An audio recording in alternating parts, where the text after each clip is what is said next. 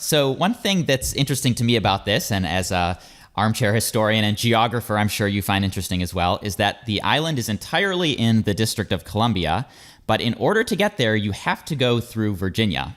So this is not part of the National Mall. This is part of the George Washington Parkway, another park run by the National Park Service, and it's only accessible by footbridge from Virginia.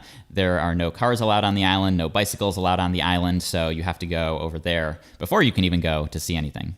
So on the island, what you'll see is there's actually a memorial to Teddy Roosevelt in the center, not too far from the footbridge. And, Teddy Roosevelt is known as being like this avid outdoorsman. So it's actually a perfect park to honor him. Aside from that, there are walking paths that go around the edge of the island, through the forest, along the river edge, and there's actually some marshland and a boardwalk over it, which in the springtime is really beautiful with all the flowering plants. So to get there, you can get there from the GW Parkway, but there's limited parking. If you want to walk or bike, you can go to the Roslyn Metro and then walk down the Mount Vernon Trail near the Virginia side of the Francis Scott Key Bridge. That's Lee Highway, North Lynn Street.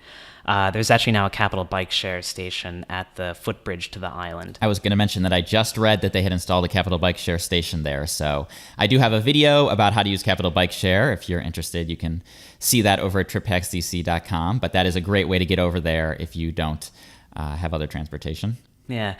So also it was the island was dedicated to Roosevelt, Teddy Roosevelt, only in 1967. So the memorial is among the newer of the grand memorials that you typically see in Washington.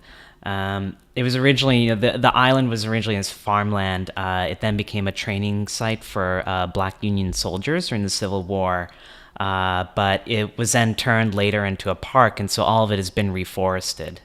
And this was a big overgrown park in the early 1900s when this was, or actually rather in the 1930s when it was turned into the island that it is today. So as far as the history of the city goes, this was pretty much undeveloped for most of our city's history. And the other thing that I want to note that's interesting to me is that a lot of people come on my tour and they have a comment about, wow, Franklin Delano Roosevelt's memorial is huge, as far as square mileage goes compared to some of the other presidential memorials. And Teddy's is actually more than 10 times as big as Franklin's memorial is.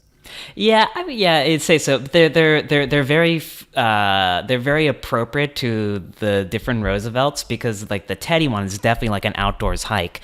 And Teddy Roosevelt, he would go mountain climbing, he would go hiking. Actually, this might actually make a good segue. He would actually go hiking during his presidency in Rock Creek Park. Hey, thanks for listening to this podcast highlight. This is just a small piece of the entire episode. So if you want to hear the whole thing, you can search for Trip Hacks DC in your favorite podcast app.